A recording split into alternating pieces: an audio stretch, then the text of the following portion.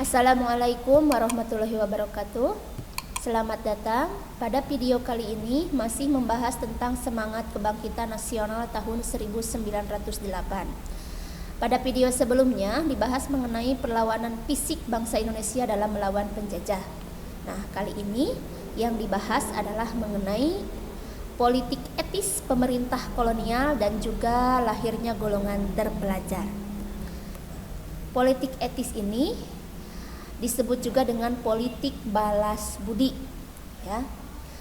Penderitaan bangsa Indonesia yang berkepanjangan menimbulkan simpati dari beberapa orang Belanda, di antaranya adalah Mr. Van de Venter. Pada tahun 1899, Van de Venter menyampaikan gagasannya tentang balas budi atau politik etis. Van de Venter menjelaskan bahwa Belanda telah berhutang budi kepada rakyat Indonesia. Hutang budi itu harus dikembalikan dengan memperbaiki nasib rakyat, mencerdaskan dan memakmurkan rakyat Indonesia. Ada 3 politik etis yang diterapkan pada waktu itu, yaitu irigasi, transmigrasi, dan edukasi. Ini bagi rakyat Indonesia yang dikenal dengan trilogi Van de Venter. Trilogi Van de Venter tersebut sangat baik. Usulan ini diterima dan dilaksanakan oleh pemerintah kolonial Belanda. Tetapi ternyata dalam pelaksanaannya ternyata jauh menyimpang.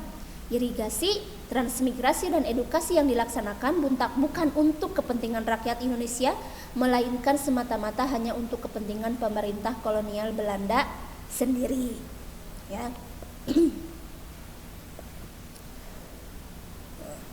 Pertama, irigasi atau pengairan dilaksanakan, tetapi yang utama adalah untuk mengairi perkebunan swasta asing dan milik pemerintah kolonial, bukan untuk mengairi sawah atau ladang milik rakyat. Yang kedua, transmigrasi atau perpindahan penduduk dilaksanakan terutama bagi penduduk yang mau menjadi kulit kontrak di perkebunan swasta asing atau milik pemerintah kolonial Belanda, bukan untuk meningkatkan kesejahteraan rakyat Indonesia. Yang ketiga adalah edukasi atau pendidikan. Pendidikan juga diadakan, tetapi terbatas untuk memenuhi kebutuhan pemerintah kolonial Belanda dan perusahaan-perusahaan swasta. Pendidikan diselenggarakan untuk memenuhi kebutuhan tenaga administrasi yang cakap dan murah, bukan untuk mencerdaskan rakyat Indonesia. Mula-mula pemerintah kolonial Belanda mengadakan pendidikan hanya untuk tingkat pendidikan rendah, tetapi kemudian ternyata memerlukan juga tenaga-tenaga terdidik tingkat menengah dan tinggi. Maka akhirnya didirikan pula sekolah-sekolah mulai dari tingkat pendidikan rendah, menengah sampai dengan pendidikan tinggi. Tetapi semuanya semata-mata hanya untuk kepentingan pemerintah kolonial Belanda.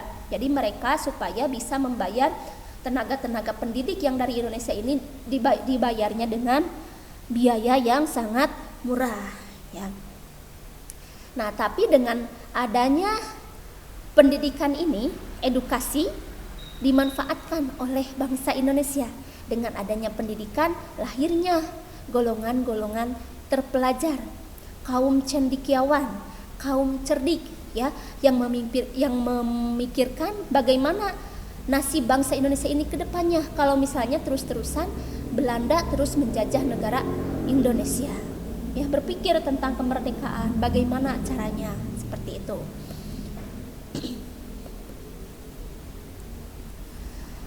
Rakyat Indonesia mendapatkan kesempatan untuk memperoleh pendidikan, apalagi pendidikan tinggi jumlahnya sangat terbatas. Umumnya hanya bagi golongan priai, itu pun semata-mata hanya demi keuntungan pemerintah kolonial Belanda yang memerlukan tenaga administrasi, tenaga kesehatan, dan tenaga kerja lainnya yang cakap dan murah dibayar.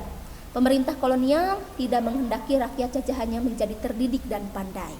Namun demikian, tanpa disadari oleh Belanda, ternyata pendidikan yang sangat dibatasi tersebut telah melahirkan golongan terpelajar dari kalangan bangsa Indonesia. Di antaranya adalah siswa-siswa sekolah dokter Jawa atau Stovia, School tot Opleiding van Inlandse Artsen, bagaikan senjata makan tuan peribahasanya, ya. Golongan terpelajar inilah yang kelak menjadi pelopor pergerakan nasional, pelopor yang menggerakkan masyarakat untuk melawan Belanda melalui organisasi yang teratur dengan semangat nasionalisme, persatuan, dan kesatuan bangsa.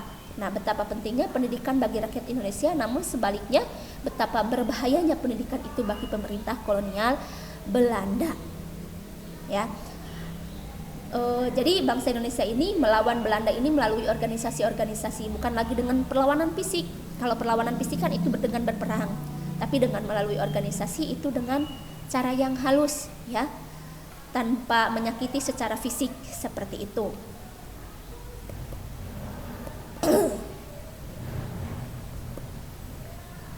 Bangkitnya kesadaran nasional bangsa Indonesia tahun 1908.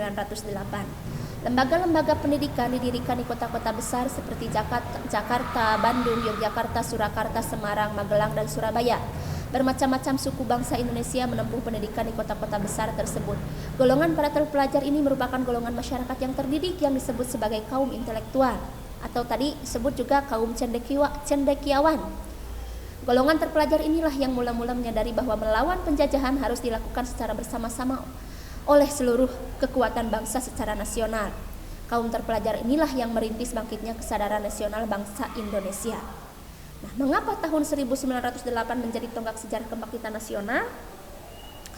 Karena pada tahun 1908 telah lahir organisasi modern pertama, yaitu Budi Utomo yang didirikan oleh Dr. Sutomo atas ide dan dorongan dari Dr. Wahidin Sudirohusodo. Kelahiran Budi Utomo menjadi pendorong berdirinya organisasi-organisasi yang lain untuk melawan pemerintah kolonial Belanda. Nah, namun pada saat ini organisasi-organisasi yang berdiri atau yang didirikan masih bersifat kedaerahan, ya.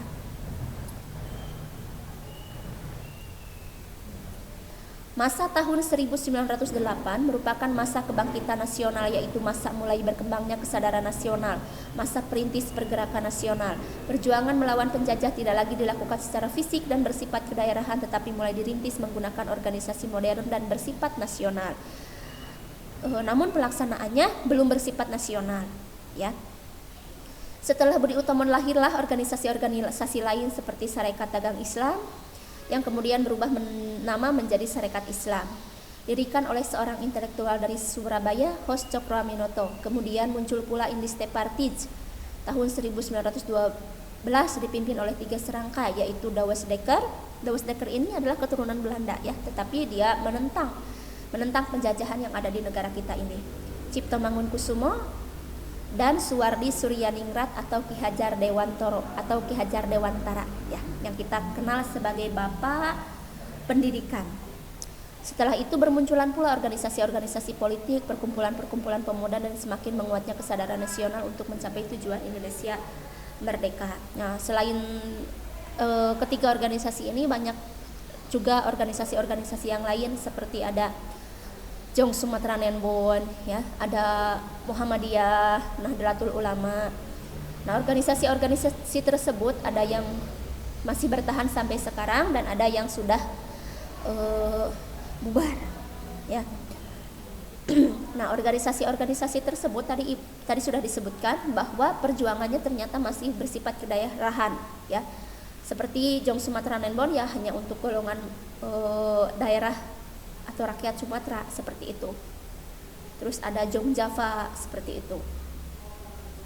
Makanya di materi sebelumnya kita membahas tentang Sumpah Pemuda. Nah, ini disinilah mulai bergeraknya organisasi ini, bergerak dalam lingkup nasional, bukan hanya lagi dalam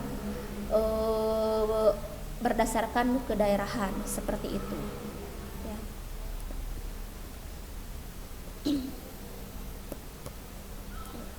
Materinya sudah beres.